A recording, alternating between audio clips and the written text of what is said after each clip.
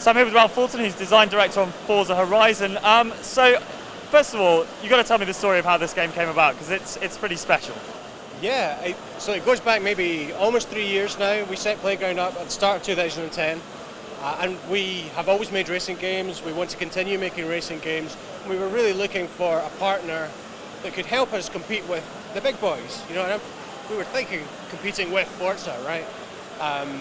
So we went to E3 that year, and through mutual acquaintances, a dinner was set up. We met Dan Greenawalt from Turn 10 and Alan Hartman and a bunch of those guys, and just over dinner we talked about what we liked and what we didn't like, and we found out there was a great deal of shared experience and ambition and values there.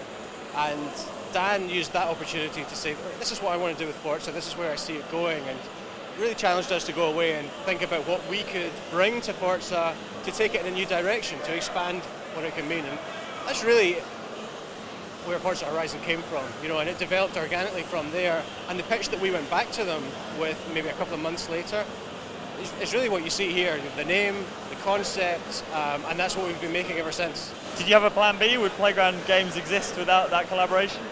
Well, that's a good question. Thankfully, I don't really have to answer it.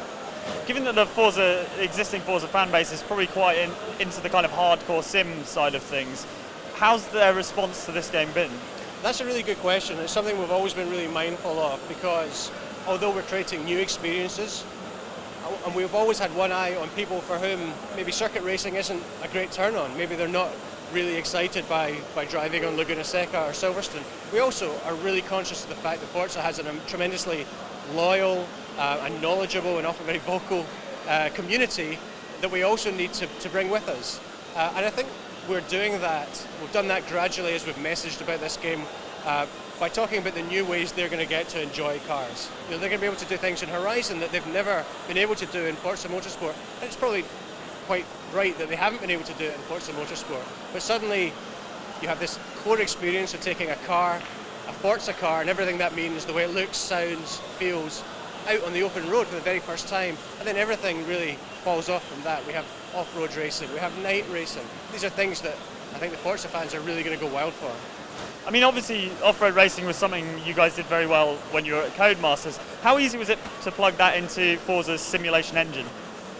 Surprisingly easy, really, because what that bedrock of the physics system that we inherited from Forza 4 gives us is just a world-class physics simulation, So I talk stats sometimes about how it updates 360 times every second, and while that might sound a little bit meaningless, if you think about how much a tyre moves as it goes over rough or undulating terrain, it gives you an idea of just how quickly the game needs to update to ensure that that's transplanted into what you feel within the game. So it's something that we knew we needed to do because we were making Colorado, and Forza's physics system really made it much less hard work than it could have been. I mean, it's the biggest open secret in the industry that we're looking at new consoles next year. With that in mind, how much of the technology that you've perfected for Horizon, things like the day-night cycle, off-road racing stuff, how much of that can be shared with sort of the Turn 10 mothership?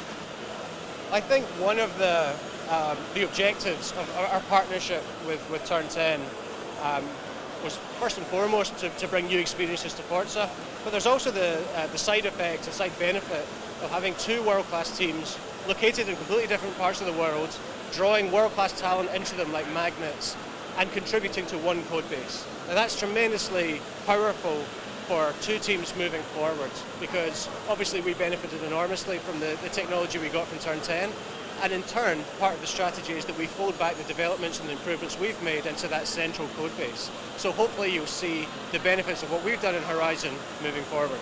I mean, obviously Forza's about a passion for cars, and as you say, you've got two teams that are on different sides of the world, and I think passion for cars expresses itself differently in Britain and America. Was there any kind of collision or friction there? It didn't, although I think your question is really valid in that it could have.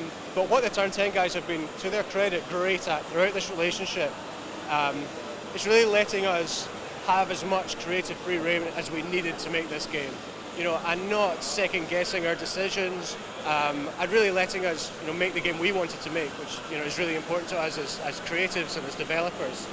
But you're right, I think there are different ways of looking at car culture and car passion, and part of the reason that they picked us as their partner is that we could bring a different perspective on things that they've been looking at for years. You said that the car list is based on things that would suit the Horizon Festival. I mean, that sort of automatically discounts a lot of slower cars and all the track and sort of motor racing stuff. What have you done to kind of mitigate that loss almost? So I guess if that narrows the selection, then what our world has done is increase the depth of what our cars can do. So we have, for example, the Ford SVT Raptor, which is a big truck, big Ford all-wheel drive truck.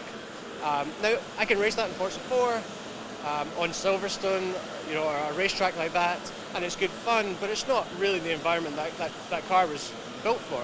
Whereas suddenly in Colorado, when I can smash through a fence and drive across a golf course, you absolutely see the advantages that a car built in that way gives you.